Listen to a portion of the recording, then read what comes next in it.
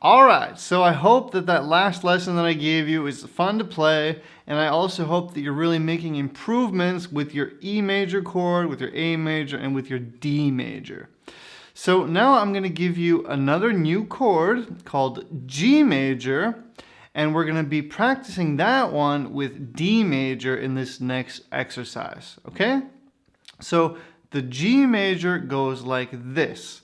I'm going to be taking my pinky and putting it on the first string, 3rd fret. I'm going to be taking my ring finger, putting it on the 2nd string, 3rd fret. Then I'm going to be taking my first finger, putting it on the 5th string, 2nd fret, and my middle finger on the 6th string, 3rd fret. And with the G major, the beautiful thing with G is that, again, we can play all 6 chords. Now, G major was my very, very favorite chord as a beginner, and I still just love the sound of playing that open G. It's probably the most beautiful open chord.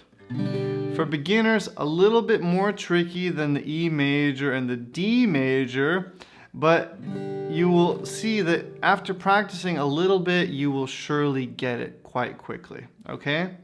So what we're going to be practicing in this next lesson here is going from G major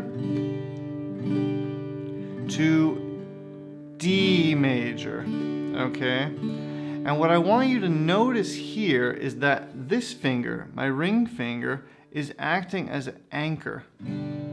So you see that? I don't have to move that finger when I go from a D to a G.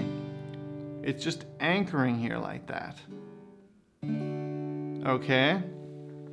So at the beginning, it might be hard for you to leave this finger down on the 2nd string, 3rd fret.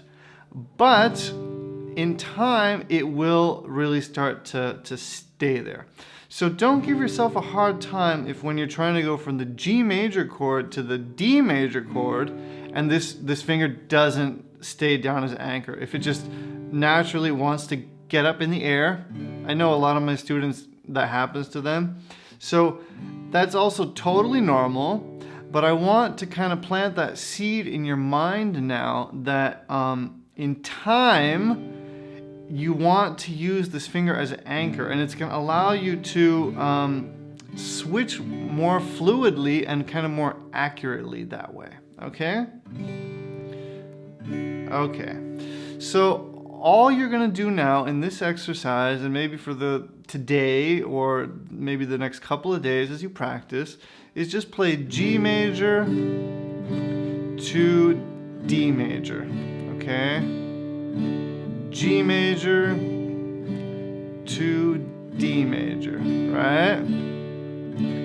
And again, don't stop practicing D to A to E to A, as we already did in the previous lesson, okay? So this is just an additional exercise that we are going to be working on now, okay?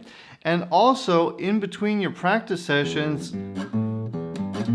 don't be afraid to play some of these kind of funny things, fun things, so that you kind of have it a little bit balanced out, okay? All right, so in the next lesson, I'm going to be showing you another couple of chords, a couple of exercises, and once you've mastered these exercises, you will really, really, really be on your way to playing literally thousands and thousands of songs, okay? I promise you. So just stick with me. Be brave and tough now for the next couple of days, maybe week or two if you practice every day, and this stuff will really start to have a huge impact on your playing, okay? All right, so let's get into the next lesson now, and I'm going to be showing you some more new chords. And again, don't forget to practice G major to D major, all right? Plus what we've already done up till this point. All right, I'll see you in the next lesson. See you there.